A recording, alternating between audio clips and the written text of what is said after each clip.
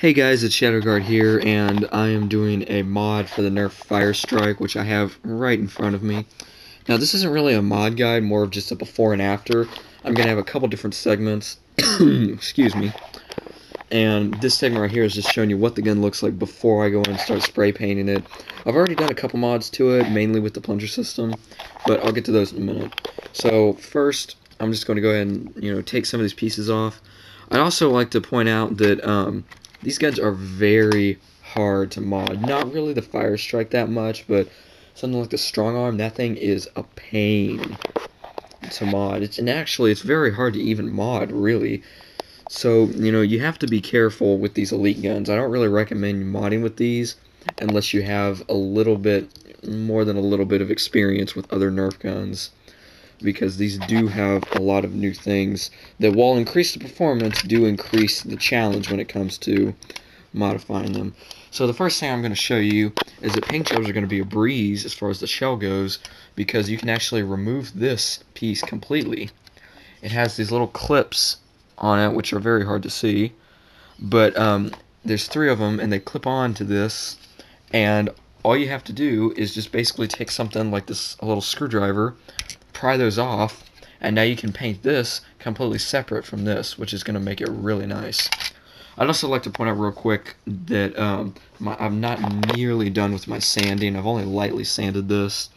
All of this white paint needs to be gone, all that orange paint, that gray paint, all that needs to be sanded down before I start spray painting it, as well as most of the other things. I'm not going to spray paint like this or this, just for safety's sake, so that, if you're playing with these, people don't mistake these for real guns, although I don't really know how you could.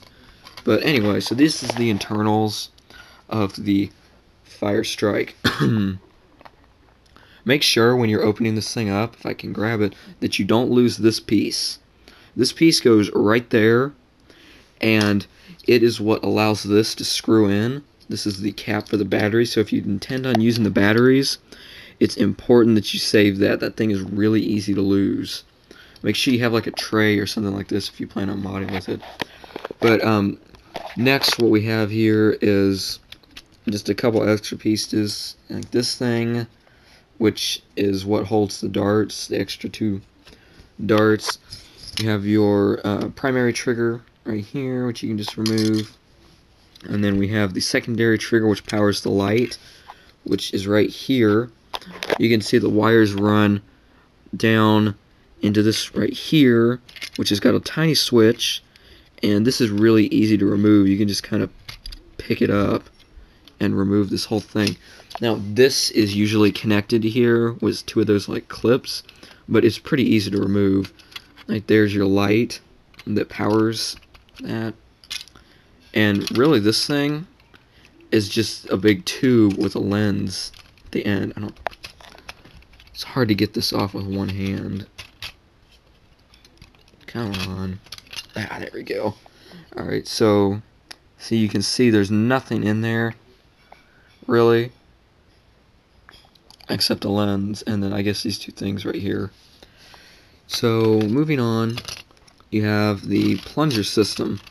This thing right here is usually connected with yet another clip, which is very easy to remove, and this is the sides you see, like, on here, right there. That's what this is. So, that's pretty easy to take off. This is usually connected via these, but you can just kind of bend this, and it'll pop off. So now we get to the actual bread and butter of this gun, the plunger system. And I'm a little disappointed. First off, because if you go here and you look at this, the plunger head is not removable unless you break this. That's stupid. So now, basically, I can't do anything. I've got the stupid stock spring, which is the best I can do. So that's really stupid. Now, I've already taken and put E-tape, or not E-tape, but Teflon tape, which is this stuff. Teflon taped on the bottom, on the O-ring, and then put the O-ring on. And I also used some silicone grease to just re-grease this, and then re-grease a little bit of the plunger system. I'm going to show you the air restrictor right here. This right here is held on by yet another set of 2 clips, which is pretty easily removed.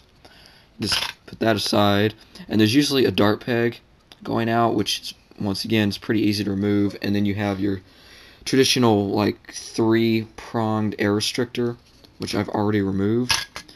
Basically what I did is I took and just sawed this part off, and the air restrictor just fell out. So this is basically what you get. And all you gotta do is just put that back on, snap this thing back on, and put this back in there, like so. This thing's getting a real good seal now that I used the silicone grease and the Teflon tape. So I am really looking forward to spray painting this. Probably only going to do 2 colors. I haven't really decided yet. It's still pretty cold around here, so it's supposed to get warmer this weekend, and if it gets as warm as they say it is, I will definitely be out this weekend spray painting it. So I'm going to go and cut to the clip, which will be about a week afterwards, when I have finished spray painting the gun. Okay, so the gun has been completely painted. It's good to go. You can see the silver that I've done in the trigger, as well as a couple other places. Now, I left this front end piece where the barrel is yellow, or not yellow, orange, for a reason. Reason being mainly safety, and that when you go to some Nerf wars, they won't allow fully painted guns, and some Nerf wars now won't even allow painted guns. So it's really important when you're doing a paint job on a Nerf gun, unless you want it just to be more of like a prop blaster, and you actually want to use it in more professional wars, you really need to make sure you have some orange pieces on it. Like all my Night Finder type guns I always leave this on. I never paint it, and then I usually don't paint the barrel end, I guess is what it would be called. But anyway, this is the paint scheme I've decided to go with.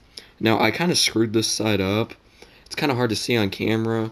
Like right there, you can kind of see. I had to go over with a Sharpie. But if you look at it from a distance, it looks fine. It's a wonder, or it's amazing what a Sharpie can do when you paint and you paint over something and you don't paint enough. So yeah, that's basically what the gun's going to look like when it's done. So I'll cut now to the final segment when I've gotten the gun fully assembled. Alright guys, so here it is, the finished Firestrike mod. I'm going to call this the Shadowstrike. And I really am impressed with how this turned out. I think this looks really nice. It performs really well. I will go ahead and shoot it. Very accurate, very stable. Like the batteries in the back, it takes 2 AAA to power the light. The batteries in the back really balance out the gun. I like the weight, the added weight in there. And as far as the light goes, I did not put an LED in. I was originally planning to, but for time reasons I didn't. I have a bunch of other projects I want to work on. I still want to give my strong arm a paint job. I want to look at the internals of the 2x4, the triad, things like that. So I didn't have the time. But I may in the future go back in and put a light or a laser sight or something like that in. But for right now, I think this cheap little light will have to do. It's worth noting that the light in this isn't as crappy as the Night Finder's light is. It's actually a lot better, but in a bad way, kind of. So it's a lot better than the Night Finder's light, but that's not saying much. So there's really not much that I have to say about this. I've already told you guys most of what I've done. I've left the cap on, or the orange front end, for safety reasons. And, I've took silicone grease and Teflon tape around the O-ring.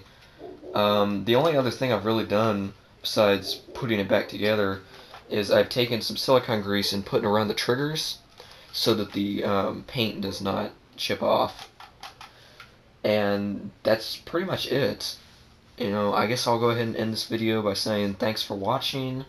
I hope you enjoyed this. This was kind of a halfway mod guide.